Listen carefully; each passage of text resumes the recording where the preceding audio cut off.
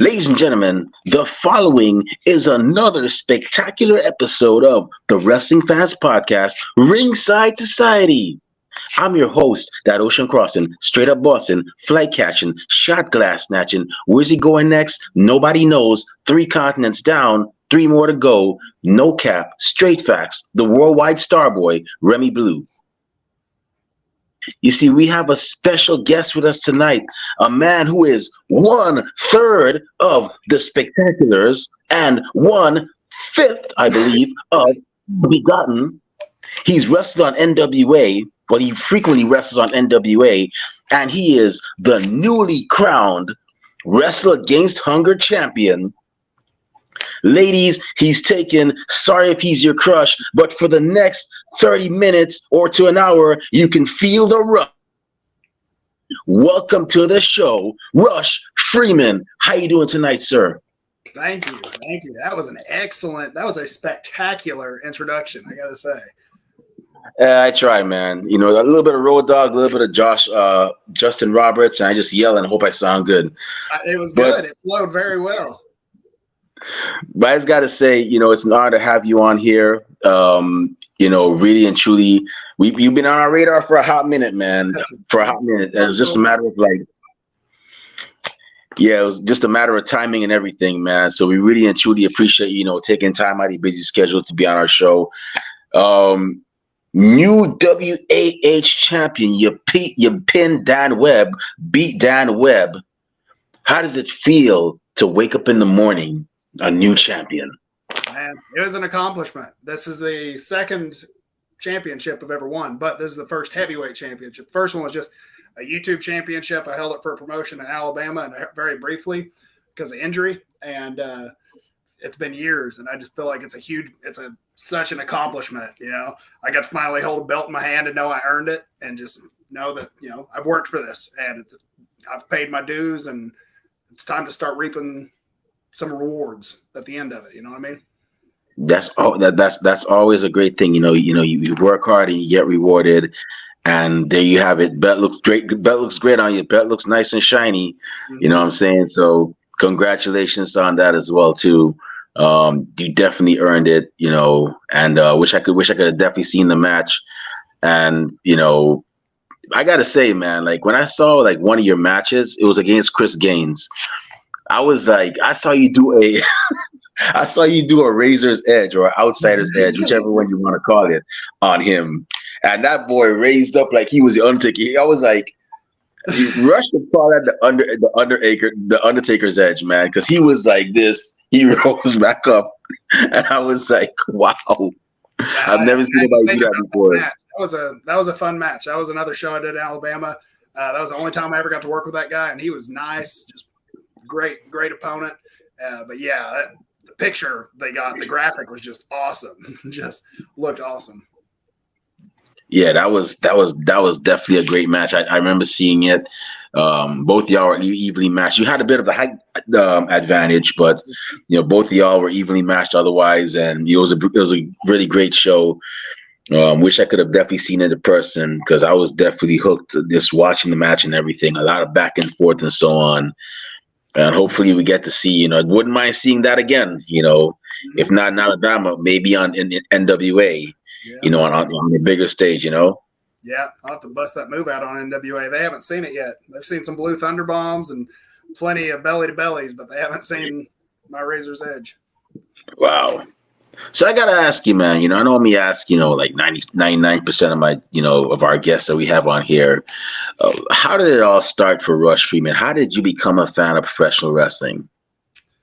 Man, I grew up in Oklahoma about 2002. Well, it was before 2002, really, but sooner. Yeah, that's what they say, right? Yeah, I liked The Rock. I liked Stone Cold. I liked The Undertaker. I really liked the Attitude Era. And my mom grounded me. She said, like, no, I was probably doing moves on my sister. I was probably, who knows what was going on. But she wouldn't let me watch it. And finally, years later, about the time John Cena came in 2002, she allowed me to watch it then. And I was just hooked. Just loved it my whole life. Ended up going to college after high school and still watched every Monday and Friday, kept up with it, and got a big boy job and I just one day decided, I'm gonna start looking into this, and so I started looking at schools. Finally, 2019 it played out, and I was able to get I was able to go to school in Tennessee, and I got in with Tried and True, and it just everything unfolded from there. That's great, man. Kudos to getting into college and everything, and you definitely stuck with it. And now you're thriving. You're on one of the biggest stages, one of the most prestigious stages, in my opinion, in professional wrestling, the NWA. A lot of history behind that organization. Man, that is definitely something. We gonna talk about it, but you said your favorite. You enjoy seeing The Rock and Stone Cold, and you started watching around when John Cena was wrestling. Did you ever get to meet those men in person? No, I've never got to meet Stone Cold. I met The Undertaker briefly. I went to Ric Flair's last match, and I got to shake his hand, say hi. I'm Rush. He walked, hey, nice to meet you. I'm Mark or Undertaker, whatever he said, and shook hands, and he kept walking. And I was like, oh my God, that was so cool. Wow. Met Big Billy. There's a good handful of people I have met, but when you're talking Stone Cold, The Rock, John Cena, I haven't met those guys. Wow. But it must have been something to meet The Undertaker, man. I mean, that guy has, so much history. And, I remember even seeing him before when he was Mean Mark Calloway. To me, like, he was more aggressive when he was Mean Mark. Like, when he became The Undertaker, he was a bit more relaxed and everything, Yeah. But it must have been something to meet him. I've never actually watched many of the Mean Mark matches. I really started watching him when he was doing the American Badass gimmick. Right. Around 2002, 2003. And then just everything from then on. But yeah, I kind of missed that earlier stage of his career. Oh, okay. It's kind of weird. It's kind of, he said your mother, your mother was like, no, you can't watch WWE at Attitude Era, but you were able to see when you were able to watch it when you were like, when it was John Cena. It's supposed to be the other way around. You should have been able to watch the Attitude Era, but you should have been able to see it when John Cena was there. I'm sorry, man. I just had to. Yeah. So tell us, man, like, NWA, National Wrestling Alliance, man, 1/3 of the spectaculars. Your brother, or I think it's your cousin, Rolando Freeman, and your big brother, Rolando Freeman, and of course, you got Bridie Pierce. I think it's Bridie Pierce is his name? Brady Pierce. Brady Pierce. Brady is, you formed the Spectaculars, 3-man, 6-man tag team. How did that all come about? Yeah. So I was initially in the Ill Begotten, and the history of the Ill Begotten is pretty strange and just complex. It started out, it was me and Yuma, Captain Yuma. And we brought in Alex Taylor, and Alex was a good buddy of mine.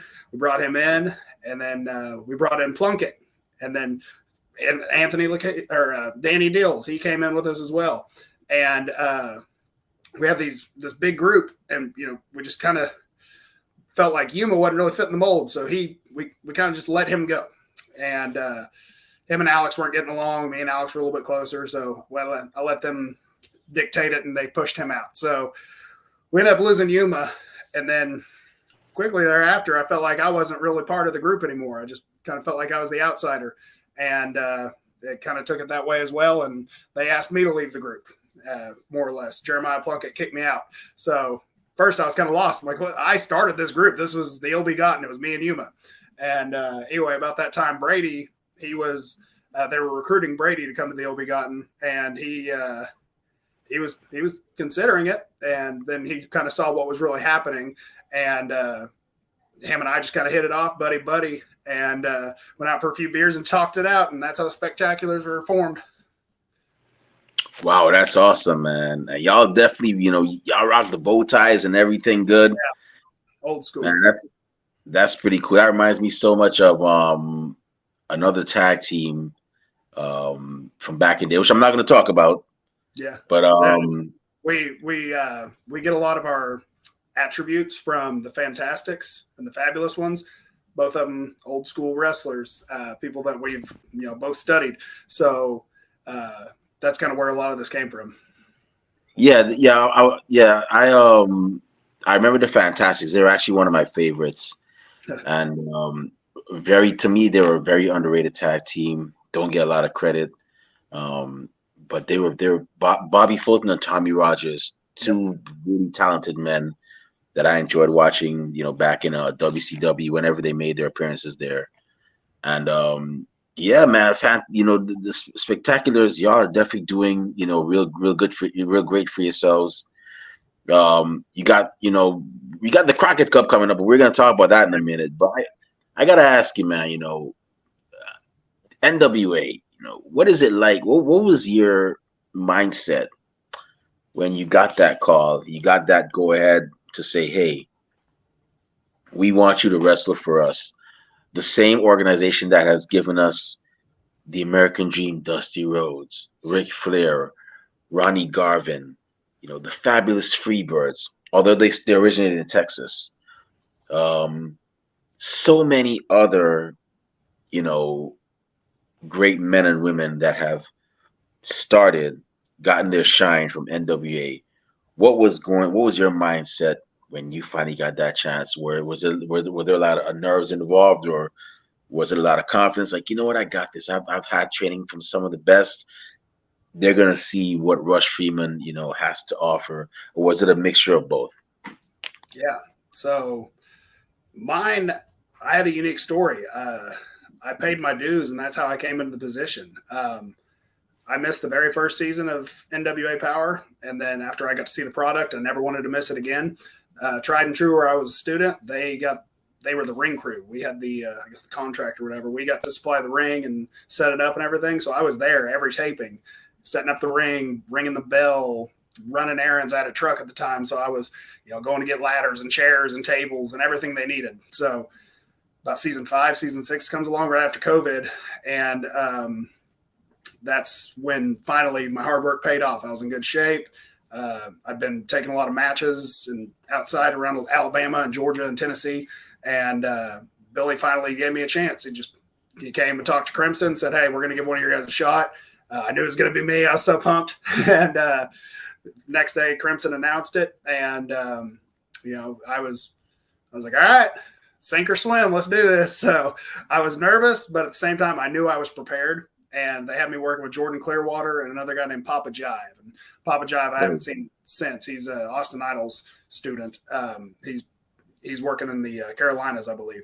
But anyway, me and Jordan Clearwater were buddies. We're still buddies. I knew that he's someone I can trust. We can get through this. So we put us a decent little match together, and everything clicked the way it needed to. And at the end of the match, I remember thinking, I'm very critical of myself, and I always think the worst. Even if I have a good match, I'm like, God, it was terrible. It was terrible. So I remember just thinking like, oh God, I had to have blown it. That had to have been it. But it worked, and it aired, and it's on YouTube now, and it's just it's gone well. And so I was stuck in that position. I just had some matches here and there that finally got me some storyline with the Ill-Begotten, and then I finally signed a contract last year. So it's a dream come true, really. The history of the NWA is amazing, and ever since they've restarted, I've been part of it. That's great, man. I'm glad that you got that opportunity, and you're definitely taking the ball and you're running with it, and you're taking that ball with you to the Crockett Cup. Mm-hmm. One of the longest running events in pro wrestling. You and Brady Pierce, y'all actually have a tag team match coming up at that event. So tell us a bit about it. Like what's going through your mind? Now you're gonna be teaming up with your stablemate, Crockett Cup. Tell us a bit about that. Yeah. To qualify for this, I've kind of had a rough patch of luck this past couple months, this year. I was in a match with a guy named Damage, and Blunt Force Trauma is his tag team. And he took me to school, and it was one of my not so prouder moments. And so Anyway, Rolando, my big brother, he was not very pleased with me, made a big mess of it, said that, he wanted to make an example of me, show you how a real winner wins. So we had our tag match. It was me and Brady, the Spectaculars, versus Rolando, my big brother, and Eric Jackson. It's craziest dynamic, but he was going to kind of just thwart us and try to get into the Crockett Cup on his own. So we got the victory. Brady and I did. We came together. We got it done. We qualified. We're going to see how this goes. I don't know who we're facing yet, but I can tell you right now, we are so confident in ourselves. I myself am just in the best shape I've been in years. You've seen it on Instagram.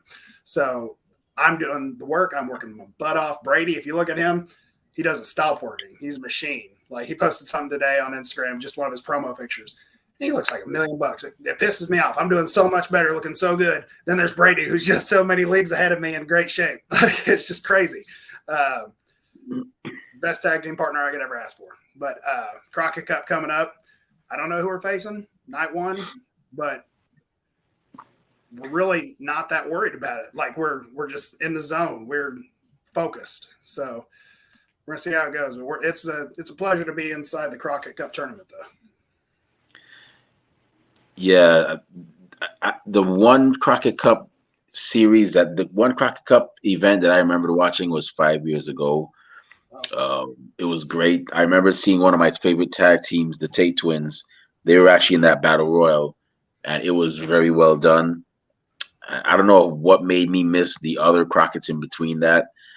I guess life happened, but I believe they were in the tournament last year as well. Yeah, they're another amazing group tag team, because a lot of people doubted them. They said, "Oh, they're too short, they're too skinny," and now they're pretty much wrestling, getting opportunities all over the world. Yeah. So I'm very happy for them as well too, with the work that they've been putting in as well. So, but that's great that you got because I gotta say, man, like, you're in pretty great shape, man. I mean, you don't think so, but I gotta say, man, like, I see you in the gym every Instagram story. You and your girlfriend Sarah, y'all are in the gym, 24/7, 365, doing weights, and I'm like, man, I would not want to work out with both of y'all. Y'all would kill me. I'd be like, I can't feel my legs. Am I still? I got to give it to Sarah, though. That girl saved me. I was in this place where it was just like, God, it's so repetitive. I'm getting so tired of this. I wasn't looking forward to go to the gym anymore. And so it's a mental frustration. And her and I started dating, and it was one of those, like, she knows my goals. She knows I need to be held accountable, and she makes me. She will help me with my meal prep. I'll get home and I'll be tired, and she'll say, all right, come on, let's go to the gym. And I'm like, oh my God, I've done this all day. I've done this. And she's like, no, we got to go. And she will drag my butt to the gym. And then once I'm in there, I'm in there. It's just always the hardest part is just getting there sometimes. But now I'm in the habit. Things are going great. But at first it was a lot harder. And I just putting it out there, I could not have the level of success. We'll say I could not be where I am right now if it wasn't for her. Well, you know what they say, behind every strong man is a strong woman. So you got yourself, a good lady right there. And I thought I was the only one that felt that way. Like, because when I work out, I have my seasons when I work out on and off. Right now I'm in my season where I'm not working out, but due to my job has me constantly lifting stuff. So I guess you could say I do kind of get a bit of a workout, at my job. Yeah. But I always found out that the biggest issue for me was getting there. Like, I was like, I don't want to go to the gym today. I don't want to get on that bike. I don't want to do those weights. But for some reason, once I got there and I started the workout, everything else fell out of place. Yes. So I'm glad I'm not the only one that thought, like, getting there was the only problem. Dude, that really is the hardest part. And it's always been that way for me. I remember when I was in college, we'd run 3 to 6 miles, and once I got going, it was fine. And I'm not a runner. I'm not running nowadays. But when we'd go, like, the hardest part was tying my shoes and going out the door. Yeah, well, you definitely made it happen as well, too. So, Sarah, she's been on our show before, Yep. for those of you that don't know, that was Aurora, the woman who who resembles China a lot for some reason, To a T. to a T. And I'm like, wow, that she has an uncanny resemblance. And I gotta ask you, I got a feeling, Rush, are you trying to form another faction, another version of DX? Because I saw you in that Instagram story. I'm gonna put you on blast. You had the heart on your shorts, flexing. Let me find out.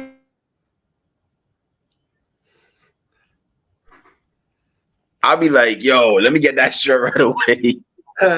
She is in training. She wants to pursue this. She wants to get into wrestling. She wants to make something of it. She's still in the earlier phases of it, but I mean, we'll definitely be involved together once she gets going. And I'm not gonna say we're gonna be DX, but we're gonna have some. She's not gonna be China. She's not gonna. Yeah, of course. Asia or something. She's gonna have her own entity that she'll work with. But I mean, we are going to be together and we're going to be together like these other couples in wrestling you see. Well, I'll tell you what, I'm definitely gonna be looking forward to that. I'll definitely be looking forward to y'all, facing off against other wrestling couples. I know there's a couple right now. There's a few that are actually doing their thing. You have the Kirks, which are Brandon and Casey Kirk. They're actually married.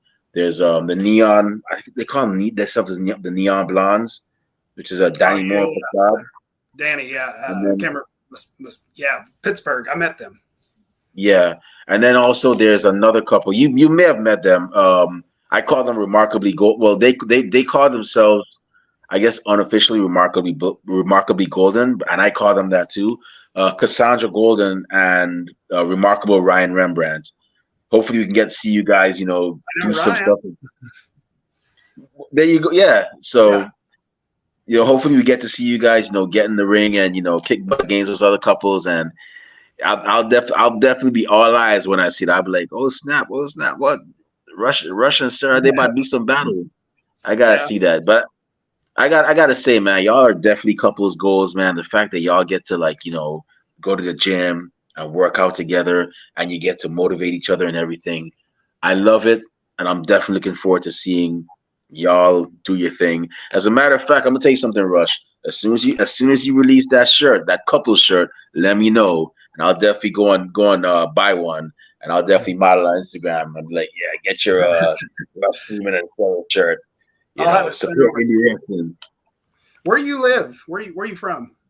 Okay, so originally I'm from Guyana. It's I don't know if you know where it is, but that's in South America. It's right above Brazil, and I always call this the luckiest country in the world because everybody wants to go to Brazil, and we're like just right up there. You could literally drive over to Brazil, depending on what part of the country you are. But I currently live in Brooklyn, New York. Okay, cool. Yeah. So, by the way, have you ever gotten a chance to wrestle over here, or just like Oklahoma? Yeah. I've primarily stayed in the South, except for like Michigan and Washington State. I actually do want to reach out to Brian Myers at Creative Pro and see if I can get one of his shows.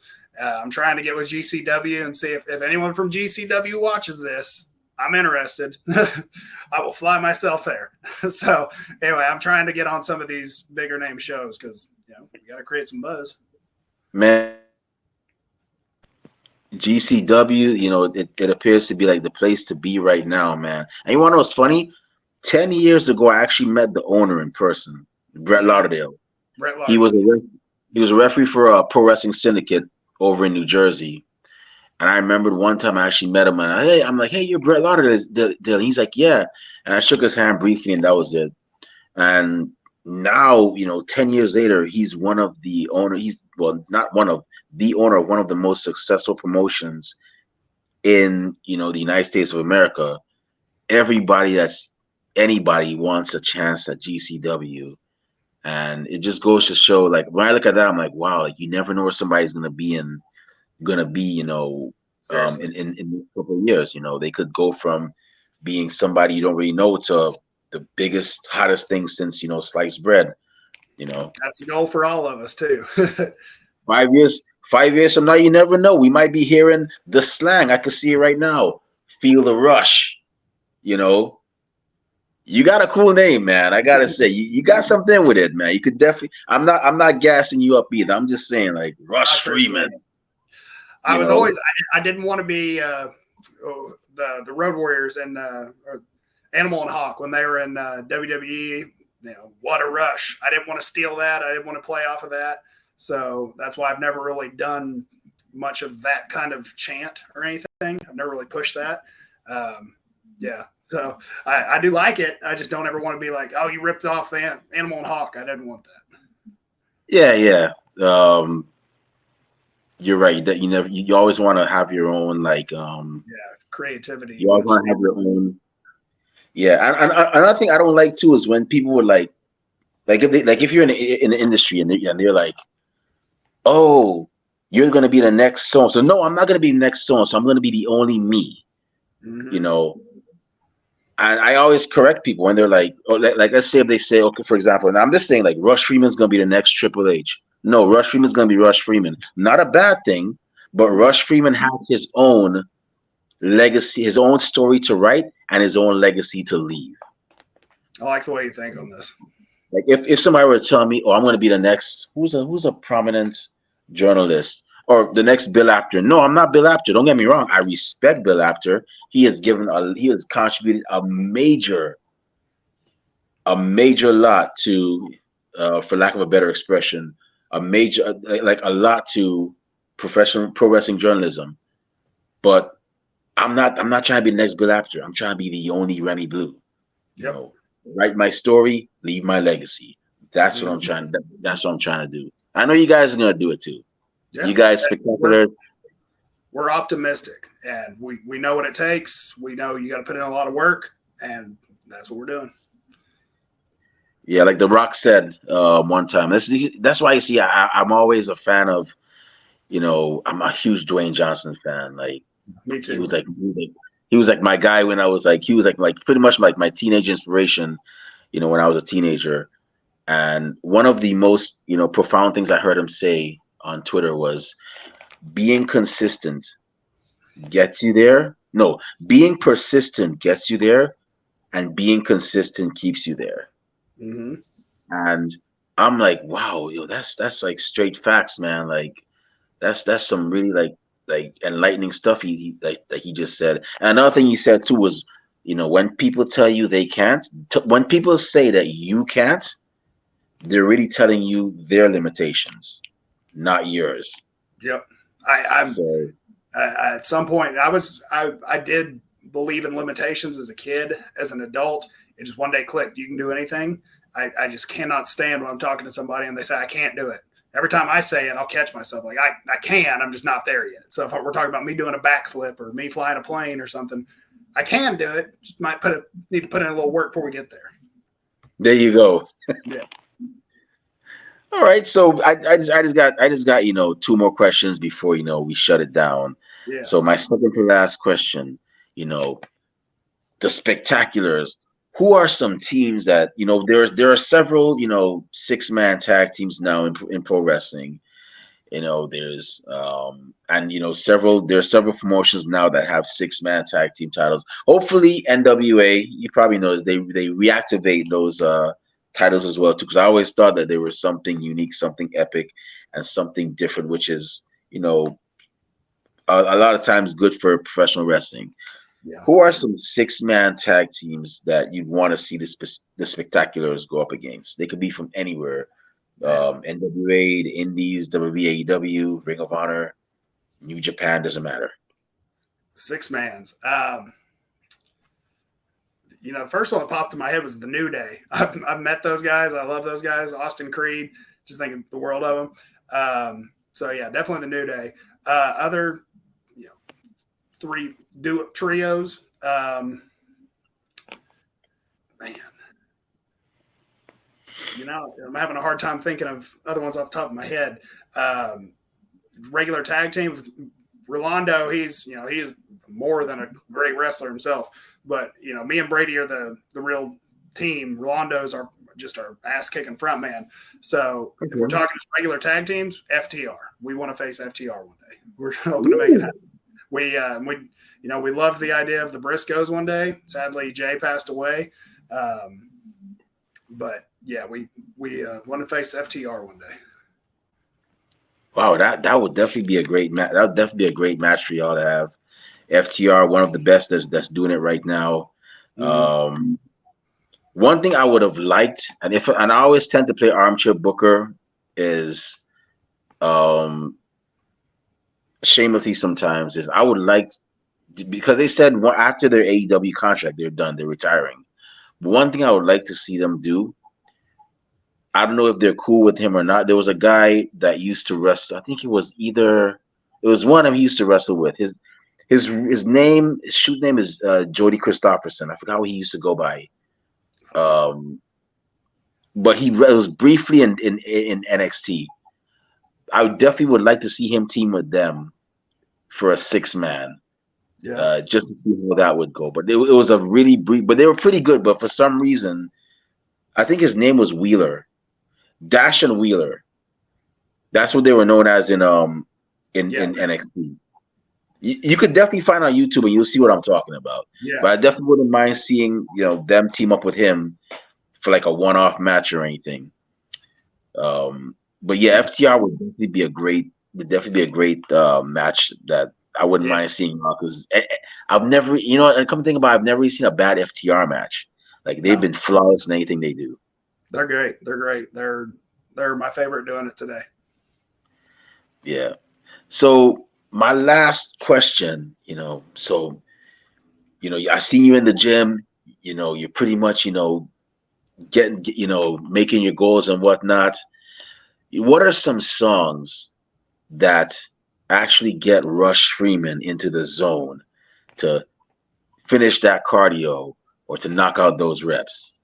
Yeah. So it's funny you say that because we were just talking about The Rock. When I was in college, I Googled like The Rock's music playlist because, you got to do everything like The Rock so you can look like him. And Jay-Z had a song called Moment of Clarity. And I love that song. I listened to it a lot. And it was just, I got into it back then and I still kept it. Today I was listening to Slipknot, the Devil Inside, some Mudvayne, what else? Johnny Cash, Three Doors Down. Those are Johnny Cash and Three Doors Down are like my two favorite. They're not really the same genre, but they're just my two favorite. Hell Yeah by Rev Theory. I always like that song. Yeah, I listen to a lot of rock music. Early 2000s, 3 Days Grace, Puddle of Mud, Breaking Benjamin. I love Breaking Benjamin. So those genres. Yeah, Breaking Benjamin is always pretty good as well. Um, for some reason, every playlist I have, I always have to have this one song, and it's by a group called Seven Dust. It's Seven called Dust. Broken. It's called Broken Down. And anytime I hear that song, whether it's cardio, whether it's lifting weights, that song just gets me into the zone to like just go 100%. I'll look it up. I know Seven Dust. I can't think of the song, but I'll look them up. Yeah, I would definitely recommend that song to anybody's playlist. They're really good as well. Um, Which and I, which music app do you use? so I normally use like YouTube. Mm-hmm. I have my own little playlist that I just put stuff on. Yeah. So that's what I normally do, and I'm just whatever whenever I'm on the bike or running or you know lifting weights, I just have it on autoplay, and Mm. that's how I Yeah, do it. I use Pandora. I paid the $3.99 a month or whatever, and I just let it play on through. I had Amazon Music, I had Apple Music, but I kind of just listened to the same thing over and over, so I didn't need to pay for the same songs I already listened to. So I was like, I'm gonna Right, switch it up. So I got Pandora. right. Yeah, well, you know what they say, whatever gets you moving, you Mm-hmm. know, that's all that matters. But I gotta say, Rush, on behalf of myself and my two co-hosts who couldn't be here, Catherine and Rob, say, first off, thank you for taking time out of your busy schedule to be on our show. We really and truly appreciate it. We wish you all the best with your career. We hope to see you, you know, go after that NWA, World Heavyweight title real soon. And You never know. Best believe when you win it, we'll be like, "Yo, we just had that guy on our show, man. And now he's the man at NWA." You know, The or day we I might win see. the heavyweight championship, I will come back on your show and we'll do another interview. It would definitely be an honor to have an NWA World Champion on our show with that, Yeah. showing that belt with them. We actually had it once, but unfortunately we were on Block Talk. We had Thunder Rosa, where she Yeah. won the women's world title, and Mhm. she was actually on our show as the champ. But it was, Block Talk is just audio, so you wouldn't see anything. But if we were on StreamYard, we probably would have definitely been like, "Yeah, we got the champion. She has the belt with her, yo." Yeah. Definitely would have been a great thing. Yeah. I So remember. I just sorry, go ahead. I was saying, yeah, I remember when she won. She beat Allison Kay for the belt. I was there. Yeah. So yeah, that was definitely I was very happy for her, and Thunder Rose is very She's from great. my experience, Great. she's very humble, and you know I'm glad that she's getting opportunities and everything. Yeah. So with that being said, once again, thank you. We wish you and the Spectaculars all the best as well too. Hope y'all become the next, you know, stable, and definitely, have people talking and everything in NWA all over professional wrestling. Before we, shut this show down, where can fans find you on social media when they want to find out when your next appearance is, purchase Rush Freeman or Spectacular's merchandise, and where can bookers and promoters find you when they want to book you, or heck, when they want to book you and Sarah together as a tag team? Yeah, bring in Sarah. You'll bring in me with her. Find me on Instagram. It's the Rush Freeman. On Twitter, it's the Freak Freeman. His old college nickname. I'm also on Facebook. I do use the Facebook. It's just Rush Freeman. You can find me holding my little baby girl. So, yeah, just find me on your social media. I've got T-shirts coming out. I got baseball cards and other spectacular merch. If you want something, just message me. I'll mail it to you. So, yeah. Awesome. So y'all definitely heard he has merch coming out soon. So if you can't make the shows that this man is at, another way you could support him and indie wrestling is by purchasing the merch as well. And I always say it, support indie wrestling. 99% of your AEW, WWE, Impact Wrestling, Ring of Honor superstars, that's where they come from. It's the indies. So why not support somebody when they're at the beginning of their journey? And that way, when somebody goes, "Hey, I just got the new Rush Freeman shirt from AEW or WWE or whatever website," you can be like, "Man, I got his shirt from when he just started. Man, get out of here! I'm a real fan." You know what I'm saying? It's always a great feeling to do that. So definitely check them out. Cop some, Rush Freeman merchandise. Cop some Spectaculars merchandise. And with that being said, I know normally this is the time when I normally go through my spiel about where you can find me on social media. But before I go into that, I just have to say, recently we lost a very valued member in professional wrestling. Tonight we lost superstar Billy Graham, former WWE champion superstar Billy Graham, and unfortunately, he's no longer with us. Very great man, inspired many people in professional wrestling. One of the greatest to cut a promo on the mic. And fun fact for those of you that don't know, he was actually supposed to be in the first ever um, Survivor Series pay-per-view, but unfortunately he had an injury. And he actually, from what I heard, he was actually one of the people that inspired Hulk Hogan. So we could have been seeing Hulk Hogan and one of his inspirations, on the same team. So, our thoughts and prayers go out to, the family and friends of superstar Billy Graham. Superstar, thank you very much for all the matches and memories you gave us. We will miss you. And with that being said, we'll be doing a 10 bell salute in honor of him. And with that being said, we're going to start it right now.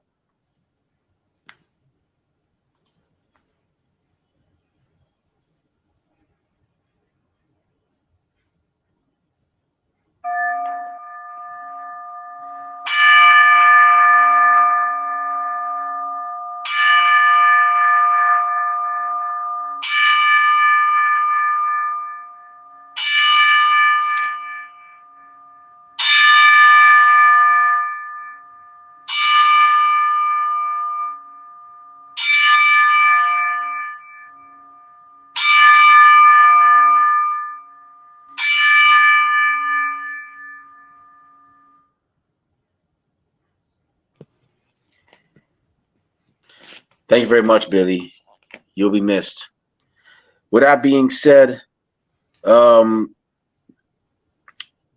if you want to find me on social media, not that I see a lot of cool stuff, but I do go to a couple of cool places these days. You can find me on Twitter and Instagram at the Remy Blue. You can also find me on Facebook under the alias Remy Blue as well. Our podcast is also on social media. We're on Twitter and Instagram at Ringside. We're on Twitch at Ringside Society 2019.